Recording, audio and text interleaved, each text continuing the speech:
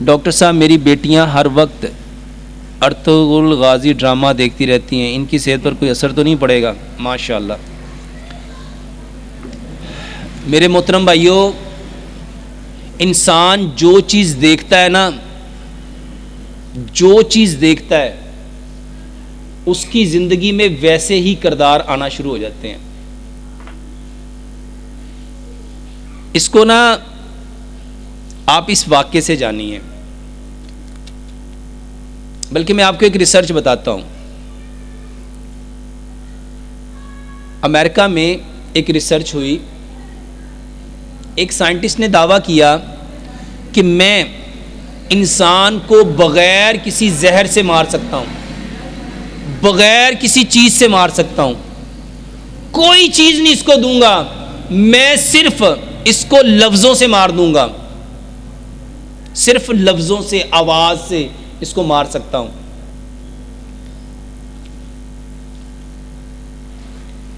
اس کے بارے میں کہا گیا اچھا مار سکتے ہو تو کیسے؟ اس نے کہا مجھے کوئی شخص دو۔ میرے محترم بھائیوں، ایک ایسے شخص کو اسے دیا گیا جسے سزائے موت ہونی تھی۔ اس شخص نے، وہ جو سائنٹسٹ تھا، اس نے نا اس شخص کو ایک سانپ دکھایا کہ یہ سانپ ہے، ہم نے تمہیں اس سانپ سے کٹوانا ہے، اور یہ اتنا خطرناک ہے، اتنا خطرناک ہے، یہ جیسے ہی تمہیں کاٹے گا نا تو تمہارے جسم میں ایسے لگے گا جیسے 2 سوئیاں گئی ہیں، اور ٹھیک 5 سیکنڈ بعد تمہارا پاؤں کا انگوٹھا کالا ہوگا، پھر اس کے ساتھ والی انگلیاں، پھر پاؤں، پھر تمہاری تھائی، پھر تمہاری ٹانگیں، پھر تمہاری بیلی، پھر تمہاری چیسٹ، اور تم 5 منٹ کے اندر اندر مر جاؤ گے۔ اور یہ بات اس کو بار بار سنائی جاتی گئی، 10 دفعہ صبح، 10 دفعہ دوپہر، 10 دفعہ شام۔ اور چند دن کے بعد اس شخص نے کہا کہ آجو اس شخص کو مارنے لگے ہیں۔ اس کو بٹھایا، اس کی آنکھوں پہ پٹی باندھی، اس کو پہلے وہ سانپ دکھایا اور پھر اس کی آنکھوں پہ پٹی باندھ دی، اور اس کے بعد 2 پلین نیڈل لی اور اس کے پاؤں پہ اس کو چبو دیا۔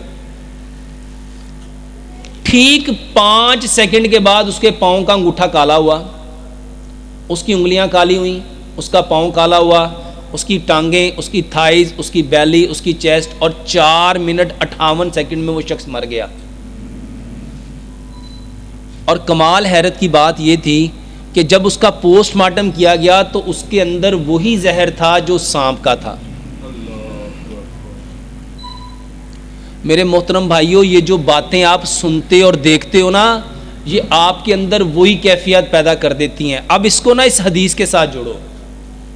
اللہ تعالیٰ فرماتے ہیں میں اپنے بندے کے ساتھ ویسا ہی ہوں جیسا وہ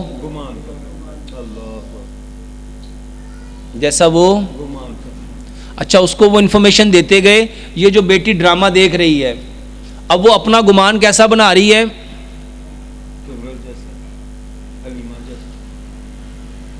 اب اس کے دماغ میں جو کیمیکل پروڈیوس ہوں گے، جو چیزیں بنیں گی، آپ کی باڈی کے اندر ہی سب کچھ ہے۔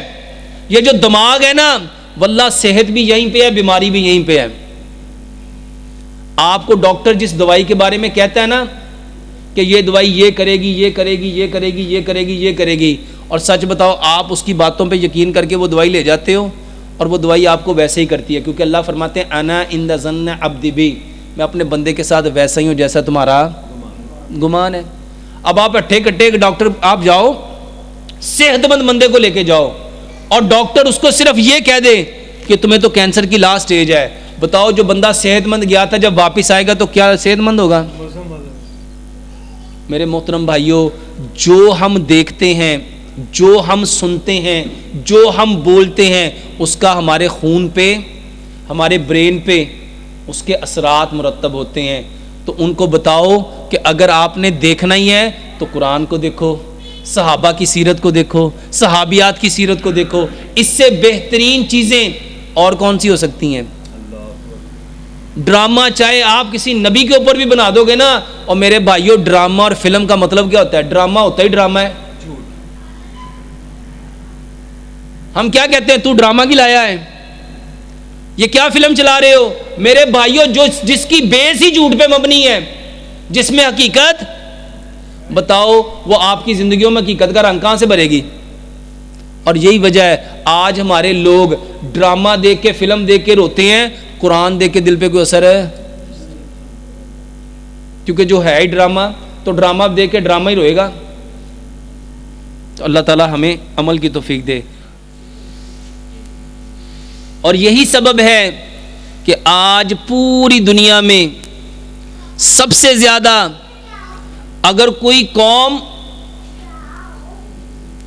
پریشان ہے وہ مسلمان ہیں۔ میرے محترم بھائیوں، کائنات کے ہر مسئلے کا حل اس دین کے اندر ہے۔ دین کو سمجھنا تھا، دین کو جاننا تھا،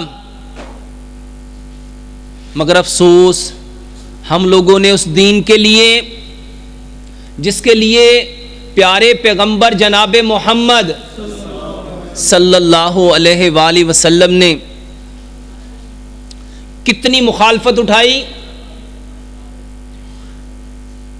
کتنی آزمائشوں میں، تکالیف میں، پریشانیوں میں مبتلا ہوئے، پوری دنیا یہ جانتی ہے کہ پیارے پیغمبر جناب محمد صلی اللہ علیہ وآلہ وسلم کو جتنا ستایا گیا، پریشان کیا گیا، اس دین کے لیے کائنات میں اور کسی کو اتنا تنگ نہیں کیا گیا۔ میرے محترم بھائیوں، آج اسی دین کے اوپر پوری دنیا ریسرچ کر رہی ہے۔ یہ قرآن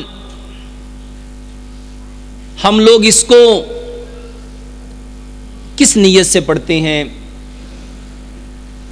اور آج عالم کفر اس قرآن کو کس نیت سے پڑھتا ہے؟ ہمارے معاشروں میں قرآن کو صرف ثواب کی نیت سے، اجر کی نیت سے، نیکیوں کے بدلے کہ ایک حرف پڑھیں گے 10 نیکیاں ملیں گی۔ لیکن میرے محترم بھائیوں، بتاؤ یورپ اس کو کیوں پڑھتا ہے؟ وہاں پہ قرآن کو ثواب کی نیت سے نہیں پڑھا جاتا، بلکہ ریسرچ کے اکارڈنگ اس میں سے کچھ حاصل کرنے کے لیے، اپنی کسی نہ کسی چیز کو، اپنی نیڈ کو پورا کرنے کے لیے اس قرآن کو پڑھا جاتا ہے۔ اور اللہ سبحانہ و تعالیٰ قرآن میں کیا فرماتے ہیں؟ لیس للانسان الا ما سعی، ہر انسان کو وہی ملے گا جس کی وہ کوشش کرے گا۔ میرے محترم بھائیوں، قرآن ایک ضابطہ حیات ہے، ایک ریزولیشن بک ہے، بالکل اسی طرح جس طرح ہم ایک موبائل خریدتے ہیں تو اس کے ڈبے کے اندر ایک پورا بکلیٹ ہے، ایک پورا کتابچہ ہے جس میں بتایا جاتا ہے اس موبائل کو کیسے یوز کرنا ہے، اس کے کون کون سے فنکشن ہیں، اس کے میسیجز کو کیسے آپ نے اگر رائٹ کرنا ہے تو کیسے کریں گے، کسی کو سینڈ کرنا ہے تو کیسے کریں گے، اس کے اندر جو کیمرہ ہے اس کو کیسے یوز کیا جائے گا، اس کا فرنٹ کیمرہ کیسے، بیک کیمرہ کیسے استعمال ہوگا، اس کے فیچر کے بارے میں ایک ایک چیز اس بکلیٹ میں لکھی جاتی ہے۔ اور وہ بکلیٹ کیوں دیا گیا؟ تاکہ اس کو آپریٹ کرنا، اس کو چلانا آسان ہو جائے۔ میرے محترم بھائیوں، ایک شخص اس کتابچے کو لے اور اس کو زبانی یاد کر لے، ایک ایک فیچر، ایک ایک لائن، ایک ایک پیراگراف اس کو یاد کر لے، لیکن زندگی میں وہ کبھی موبائل نہ خریدے، زندگی میں اس نے کبھی موبائل دیکھا ہی نہیں، بتاؤ اس کو وہ پڑھنا کوئی فائدہ دے گا؟ یہ قرآن اس انسان کا بکلیٹ ہے، یہ قرآن رب تعالیٰ نے اس انسان کی ہدایت کے لیے، انسٹرکشن بک ہے